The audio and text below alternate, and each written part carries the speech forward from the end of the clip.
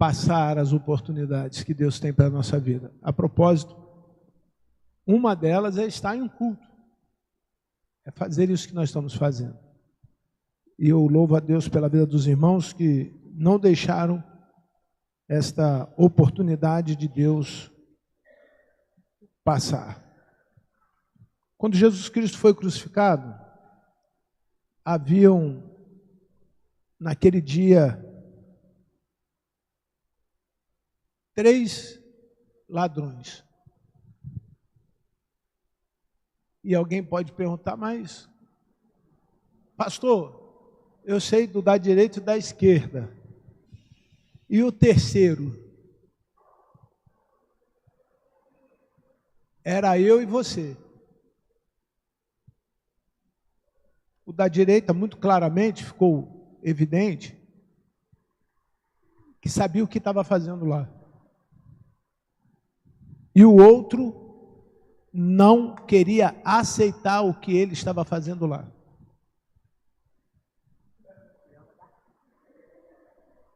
Nessa oportunidade, o terceiro, que somos nós, e eu quero justificar por quê, porque nós estávamos ali tirando a vida de um homem justo. Tem um estudo bíblico chamado Quem é Jesus, que faz essa pergunta, quem matou Jesus? E tem algumas opções, uma das opções é esta: foram os meus pecados que crucificaram Jesus. Não foram os judeus e nem os romanos. Foram os nossos pecados que crucificaram Jesus. Nós somos responsáveis por isso. E esta fala inicial é para você entender ou lembrar, a princípio, de que estas oportunidades, elas são únicas na nossa vida. Aquele que estava à direita entendeu, o que estava à esquerda não entendeu. O que estava à direita, o que Jesus disse para ele? Hoje mesmo estarás comigo. Ponto. E o que não entendeu, não podia estar com Jesus. Não poderia estar com Jesus. Nós temos esta quarta-feira e domingo pela manhã e à noite para falar sobre esse tema, trocando o coração. É uma oportunidade que Deus tem dado para você. E a Bíblia diz, lá em 2 Coríntios, que alguns entendem isso, outros não entendem. Assim como o ladrão da direita entendeu, amém? O outro não entendeu. Mas e você? Você já entendeu isso? Você precisa trocar o seu coração? E eu vou recapitular bem rápido, porque às vezes nós perdemos a visão da conversão. Qual é a primeira característica de alguém que perdeu a visão que está convertido? Mau testemunho. Ele não consegue dar bom testemunho. Segunda coisa, essa pessoa que já trocou o coração, ela é boa. Se algum dia você acha que você foi bom, com Jesus, aí que você é bom. Sem Jesus, você não é bom. Então, nós não podemos perder essa visão de que a nossa vida agora é uma vida boa. Eu preciso praticar o que é bom, pensar o que é bom, andar com pessoas que são boas, falar coisa boa, sentir coisa boa, porque agora nós temos um coração bom. Lembra o que está escrito lá em Ezequiel? Que ele trocaria o nosso coração de pedra por um coração de carne. Ele daria agora a esse coração a oportunidade de receber um espírito. A segunda coisa que eu quero lembrar a vocês, que já que trocou o coração, o que ele faz? Muda a direção. Tira, Moisés, o sapato do pé, ou seja, o lugar onde vocês estão é o quê? Santo. Então, não pode ser de qualquer jeito. Muda a direção, meu irmão. Eu não sei se você percebe quanto que você está perdendo por estar na direção errada. sentimentalmente na relação errada, moralmente com os amigos errados, financeiramente fazendo negócios errados, espiritualmente vivendo uma vida errada. Se alguém acha que tem que dar alguma satisfação a alguém, você está enganado. Porque você vai dar conta de você para Deus, não é para mim, não é para o seu pai, não é para sua mãe, não é para o seu esposo, não é para sua esposa, não é para ninguém. Cada homem dará conta de si mesmo para Deus. Ponto final. Você vai prestar conta do que você faz. Quero abrir um parênteses que Jesus, vendo que as pessoas estão sempre olhando o que os outros estão fazendo, e diz assim, olha, antes de você olhar o cisco que está no olho do teu irmão, cuide para tirar a trave. Olha o tamanho da proporcionalidade. Tem gente que se preocupa com uma coisinha pequenininha na vida alheia, mas não consegue ver o tamanho do problema que está na vida dele. Cuida disso. Cuida de você. Tente ficar bem com você, em paz com você, alegre com você. Acorda de manhã, meu irmão, feliz com o que você faz. Se não é assim, para de fazer. Obrigado, amado. Eu já ia lhe pedir esse socorro. Obrigado.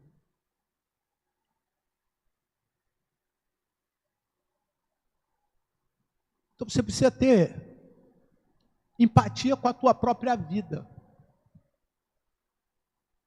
Mas depois dele nos trocar o coração e a sandália dos pés, que significa direção, o que nós ensinamos?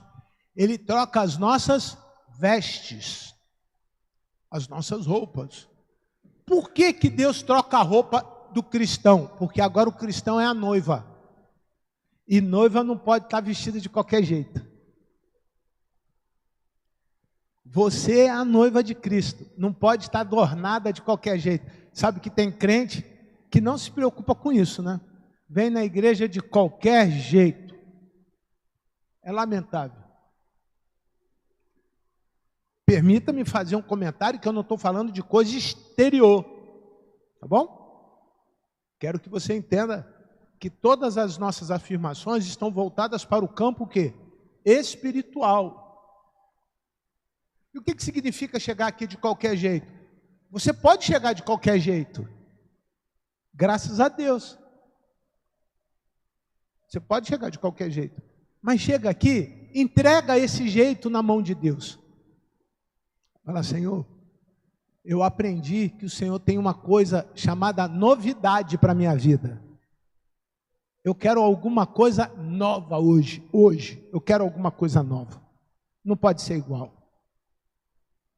Sabe o que nos estimula? Estar em algum lugar? É saber que todo dia alguma coisa vai nos surpreender. É assim que eu vivo a expectativa de cada culto. Cada culto. Sejam com 20, com 200, com 2.000. Podia ser 2 pessoas. Eu tenho uma expectativa enorme em Deus. É a única pessoa que todas as vezes que eu coloco todas as minhas fichas, não me decepciona. Eu já tive amigo que me traiu, eu já tive irmão que me traiu, eu já tive pessoas íntimas que me traíram. Mas Deus nunca me traiu. Não é algo que você tenha que colocar na balança. Porque senão você tem aí um problema. Você está tentando anular a graça de Deus. O que é graça? A favor que nós não merecemos. Quando você quer fazer alguma coisa para compensar, essa semana Deus me abençoou, eu vou na igreja agradecer. Essa compensação não tem valor. Algo muito comum, eu já ouvi, pastor, se Deus essa semana abrir as portas do céu para mim, eu vou abençoar os irmãos. Qual valor tem? Que exercício de fé você teve quando você condicionou o que você vai fazer de bom, alguma coisa boa que Deus te deu? Na verdade, você anulou a graça.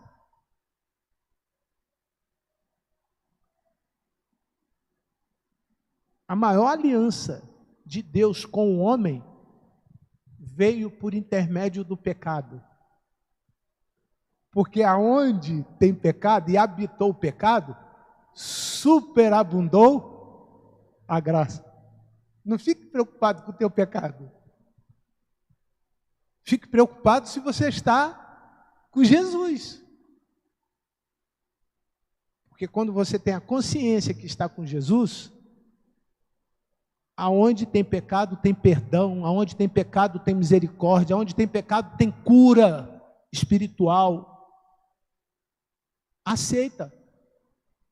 Aceita. Fala, Senhor, é isso aí. Só que eu não pensava assim não. Eu chegava na igreja e achava que eu tinha que ser santo. E essa semana não deu para ser santo, eu não vou na igreja. Porque alguém vai olhar e falar assim, a irmã está em pecado. Estamos em pecado. Mas graças a Deus, pela sua eterna bondade e misericórdia, que o perdão daquele quem morreu lá na cruz, não fui eu, derramado na cruz o seu sangue me livrou do meu pecado. As pessoas não conseguem ver a igreja como um lugar onde nós temos a oportunidade de mostrar para Deus que nós entendemos o que nós estamos fazendo aqui. E por que não entendemos? Por favor, abra sua Bíblia agora lá em 1 Coríntios, capítulo 2. 1 Coríntios, capítulo 2.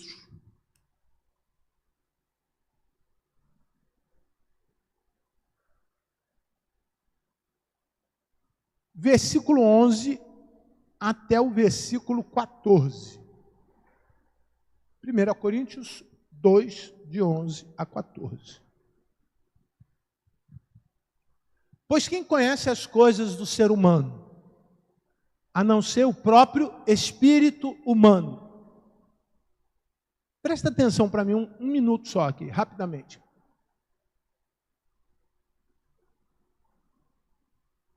Qual é hoje a profissão do século? Alguém pode pensar assim, arquiteto, engenheiro, advogado, médico, dentista.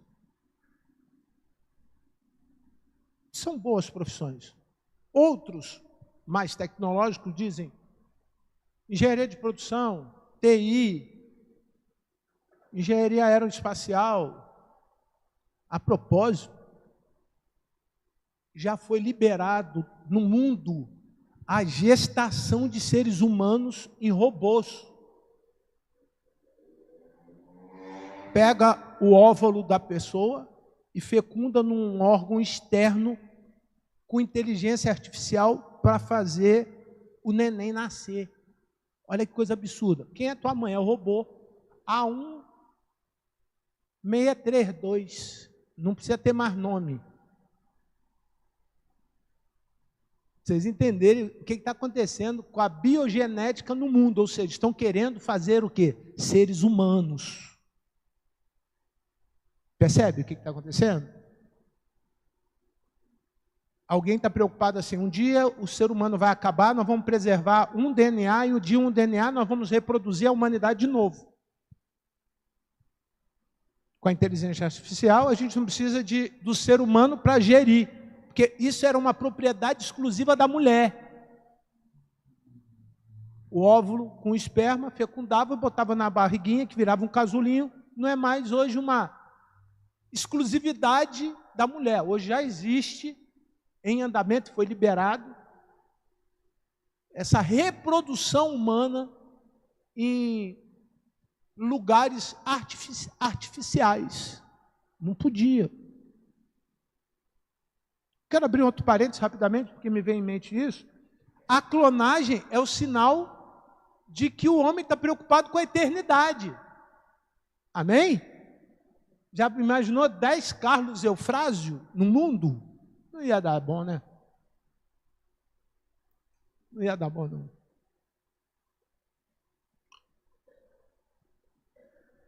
Mas eles estão preocupados. Já imaginou 10 Lucas? Lucas Pimentel? Larissa? Daria conta? 10 Marcos Alcântara? Está certo, Marcos Alcântara? Não daria certo. Isso é uma particularidade de Deus. Só tem um Carlos e não vai ter outro. Só tem um, glória a Deus por isso. Só tem um Lucas, não vai ter outro. Só tem um Marcos e glória a Deus por isso. Só tem um você. É isso que Paulo estava vendo. Era a visão de Paulo. Olha, valorize você como ser humano, porque só tem você. Só tem você. Deus já trocou o teu coração, mudou a tua direção e mudou a tua roupa. Mas é necessário que agora você mude o quê? A sua mente. Porque só tem você. Não queira que as pessoas pensem igual a você, que vai dar conflito. Não pense que todas devem gostar das mesmas coisas que você, porque vai dar conflito. Não pensem que as pessoas vão querer as mesmas coisas do que você, que vai dar conflito. Ou seja, entenda que nessa diversidade de pessoas só existe um você. Amém? Amém? Pastor, por que o senhor está dando tanta ênfase a isso? Assim ninguém conhece as coisas de Deus a não ser o Espírito de quem? De Deus. Da mesma maneira que só tem um eu, só tem um Deus. Não sei se você está captando a profundidade da coisa. Por que Deus não gosta de idolatria? Porque Ele não quer que esse único ser eu divida a minha atenção e a minha adoração com vários deuses. Porque só tem um único Deus. Concorda? Estão entendendo a coisa? Mesmo? Então qual é a primeira coisa que eu preciso parar de pensar? Em adorar outros deuses. Outros ídolos. Em adorar outras coisas mais do que a Deus. Adorar o dinheiro, o trabalho, a faculdade, meus sonhos, meu cachorro, meu time de futebol. Hoje eu ouvi duas pessoas discutindo por causa do Botafogo lá, que veio a torcida de não sei aonde, foi 200 pessoas presas. Falei, gente, tanta coisa para a gente pensar. Vocês já pararam para pensar que em 1989, eu tinha 19 anos, uma estatística no Rio de Janeiro que tinha 4 fuzis no Rio de Janeiro. Você entra aí na pesquisa de segurança num observatório de segurança do Rio de Janeiro. Tinha 4 fuzis no Rio de Janeiro. Hoje, na região central do Rio de Janeiro, que nós temos em torno de 27 favelas, tem 300 fuzis. Você já parou para pensar? Numa boa. Já parou para pensar nisso? Porque ninguém está pensando nisso. Ninguém está pensando que um pedacinho do Rio de Janeiro, Muzema e Barrinha, desse tamanhozinho, toda noite passam 20 a 25 pessoas, cada um com um fuzil, com colete, com bomba, por causa de um pedaço de chão. Porque eles estão disputando território. Você já parou para pensar nisso? Que nós vivemos numa guerra silenciosa, onde todo dia morre alguém, todo dia alguém vai preso, todo dia está perdendo vidas, e morrendo vidas, e morrendo vidas, e perdendo vidas, e sabemos que nós temos todas essas possibilidades, que as vidas estão morrendo, e que não há nada que possa salvar um pecador, a não ser o quê? Não há nada que possa salvar um pecador que não seja o quê? Aí você vai entender o que Paulo vai dizer no verso 12, por favor, versículo 12. Senhor, abra os olhos da igreja. E nós não temos recebido o Espírito do quê? Do mundo. E sim o Espírito que vem de quem? De Deus. Você tem o Espírito de Deus. Vou repetir. Eu tenho o Espírito de Deus. Você tem o Espírito de quem? De Deus. Então você precisa falar das coisas de Deus. Você pensar das coisas de Deus. Você precisa lembrar que existem pessoas que estão morrendo sem Deus. Você precisa se preocupar em convidar essas pessoas para aprenderem a respeito de quem? De Deus. Senão o mundo, daqui mais alguns anos, não vai ter mais mundo.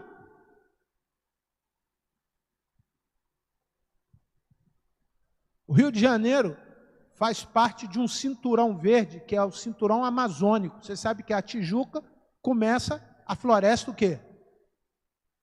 A floresta amazônica. Começa ali na Tijuca. Eles têm um cálculo que com o avanço das comunidades no Rio de Janeiro e da ocupação desordenada, até 2052 não tem Mata Atlântica mais no Rio de Janeiro. A galera vai fazer o quê? Desmatar para construir o quê? Casa, habitação. Sejam bem-vindos em nome de Jesus. Consegue entender o que está acontecendo? Nós temos a segunda maior baía da Guanabara do mundo. Poluída. As mais belas praias do mundo não é no Caribe, não. Rio de Janeiro. Arraial do Cabo. Você consegue entender que vai chegar uma hora que a humanidade vai tomar conta disso e vai destruir tudo isso? Porque eles têm o espírito do mundo. E qual é a marca do príncipe, do senhor do mundo? Repitam: matar, roubar e destruir. É isso que nós queremos. Conivência quer dizer viver com. Você quer viver com isso para a vida toda? Não. Mas você precisa entender que Deus trocou o seu coração, o seu sapato, que é a direção, as suas roupas, porque te deu uma identidade, e agora a proposta é trocar o quê? A forma de pensar. O espírito do mundo não é mais a forma que eu penso. Qual é a maneira que Deus está propondo à igreja pensar? Com o Espírito de Deus. Alguém sabe qual é o nome do Espírito de Deus?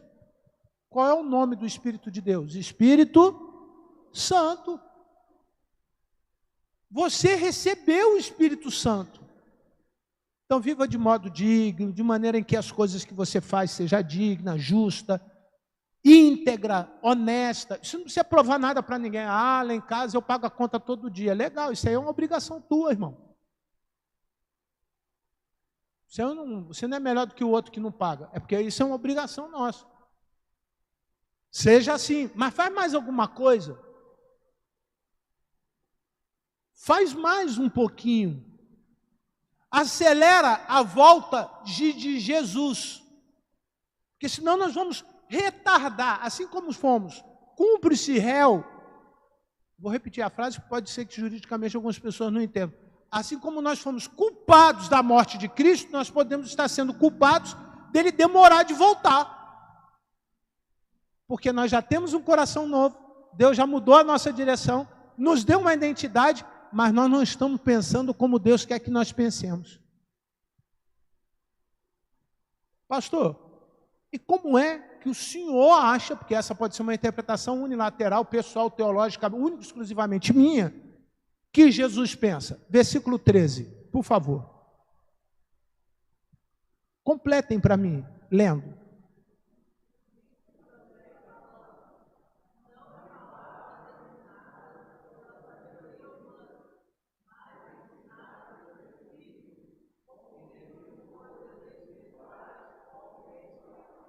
Você tem esse comportamento?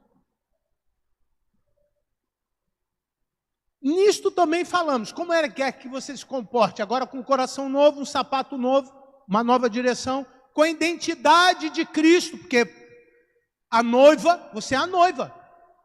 Pelo menos eu acho que as pessoas, quando veem você sair de noite quarta-feira, elas vão dizer o quê? Não, eles vão para a boate. aquela boatezinha que abriu nova ali, Rio Canto Catumbi. Ou eles vão dizer, não, eles foram para a igreja. Tem certeza que seus vizinhos estão dizendo isso. Não, ele saiu de casa, porque a fofoca rola, né? Saíram de casa de novo para ir para onde? Para a igreja. As pessoas sabem que você veio para a igreja. A igreja para as pessoas lá fora é a casa de quem? De Deus. Aí eu venho para cá de Deus com um coração novo, com uma nova direção, que é a mudança dos meus pés. Agora eu sei que eu tenho que mudar essa direção, com uma roupa nova, mas com uma maneira errada de pensar. Vai fluir? Não vai. Por quê? Você não vai falar. Olha lá, disso também o quê? Falamos. Você precisa falar para as pessoas. Pastor Jorge, para onde você vai? Vou para a igreja. Irmã Léa, para onde a senhora vai? Eu vou para a igreja. Irmã Michele, para onde você vai? Eu vou para a igreja. Pastor Carlos, para onde o senhor está indo agora? Larga tudo, eu vou para a igreja. Eu preciso falar. Não vem com essa história, não, eu dou testemunho. 90% do meu dia eu não dou testemunho. 90%, os outros 10% ou quando eu estou no banheiro ou quando eu estou sozinho orando. Você já fez essa análise? Já fez? Fazendo unha. Você está num ambiente que a maioria das vezes, eu já parei num lugar para fazer unha, levantei, paguei R$25 e fui embora. A mulher, você não vai acabar não? Eu falei, não. Por quê? Pô, vocês estão falando da vida de todo mundo, quando eu levantar, vocês vão falar da minha. Dentro de uma cutelaria no Norte Shopping, não entro mais. Ela, não, eu vou limpar. Eu falei, não, pode deixar que eu roo. Porque eu pinto para não comer a unha. Levantei e fui embora. Você senta com meia dúzia de gente e começa falando, ah, você viu quem está pegando quem, que você está fazendo isso, está fazendo aquilo, ah, o outro está fazendo isso, está fazendo o outro. E o pior é que esses hábitos a gente encontra dentro da igreja. Você pega tudo isso lá e traz para dentro de um lugar que não devia ter nada disso. Então, 90% do meu tempo eu não dou testemunho. Aí Deus, pela sua misericórdia, usa os 10% que eu dei de testemunho e me abençoa. Me livra do mal, não deixa o pão de cada dia faltar na minha casa. Quando Ele vê que eu vou ficar doente para morrer, Ele me livra da morte. Dá para entender isso? Ou você não acredita que é assim? Sabe o que Paulo fala? A cada 10 coisas, 10, matemática pura, ciência exata, que eu penso em fazer boa, eu só faço quanto? Quanto? Uma. Se eu só faço uma de 10, quantos por cento que Paulo vivia da sua vida de testemunho? Muito obrigado. Então eu acho, Senhor, que é menos de 10, porque Paulo tinha muito mais autoridade do que eu. Paulo entra numa cidade com roupa. Reconhecem Paulo, tiram a roupa de Paulo e metem o sarrafo no Paulo. Mas bateram. Quando eles achavam que Paulo estava morto, perguntaram para ele assim, você nega Jesus? Ele falou, não, eu estou feliz porque ele morreu, glória a Deus, ele morreu por mim, eu ainda não morri.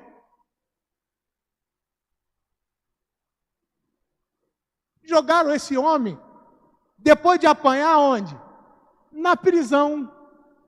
Oh, Jesus! Você nega Jesus? Aí Paulo falou, não, porque eu sei que as igrejas estão orando por mim, e a hora que Deus quiser fazer alguma coisa, Ele vai fazer por mim. Você acha que acabou?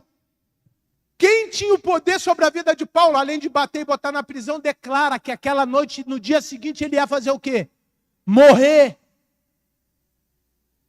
E os soldados foram até Paulo e falaram assim, Paulo, tem uma coisa que pode salvar a tua vida. Oh, Pai!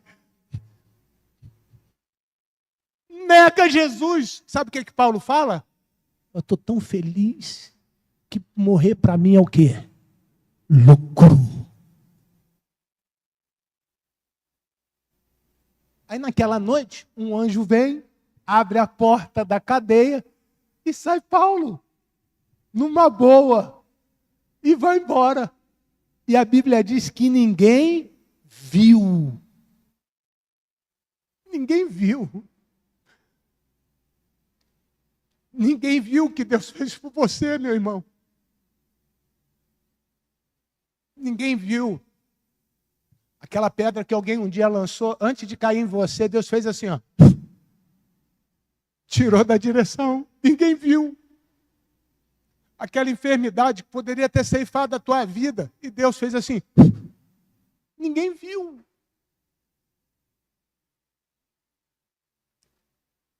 Você consegue entender que tem coisa que Deus tem feito por você que ninguém viu? Mas o Espírito, olha o verso 14. Passa aí, irmão, por favor. Finalizo agora. Versículo 14. Ora, a pessoa natural não aceita as coisas do Espírito de Deus, porque elas são o quê? Loucura. E ela não pode entendê-las, porque elas se discernem como? Espiritualmente.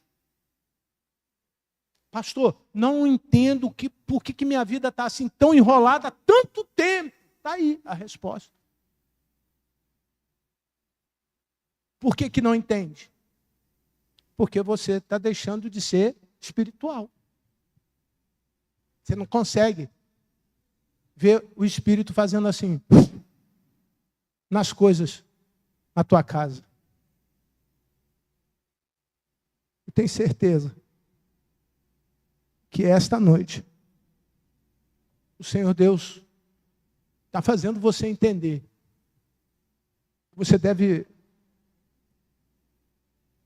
mudar a maneira de pensar a respeito das coisas espirituais. Pensa que ninguém é igual a você. Então não exija muito dos que estão fazendo alguma coisa aqui. Pensa que o espírito do mundo não está mais em você.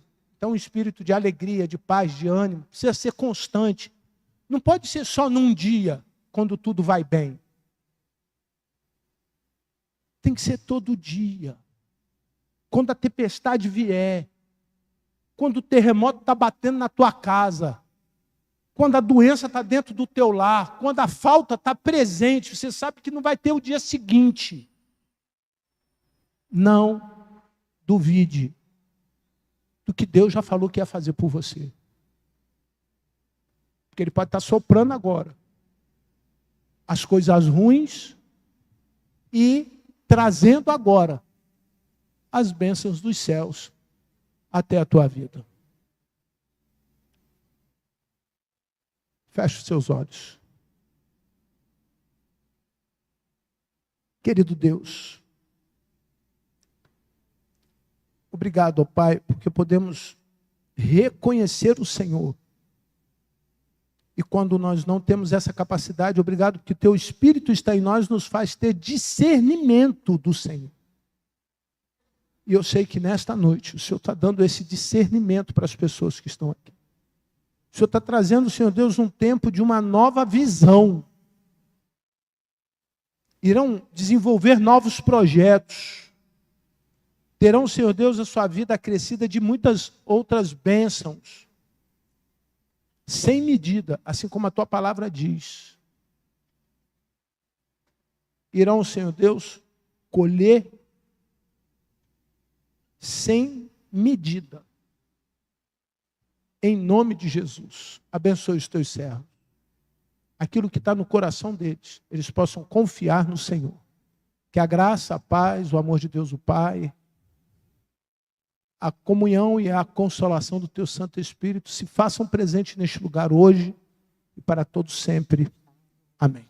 Você que está feliz, louve o Senhor, glorifique a Ele com as suas palmas, porque Ele é o Deus presente neste lugar. Vamos ficar de pé e assim, logo após o cântico, encerramos, estamos convidando você para a programação, que é no próximo quê? Próximo sábado.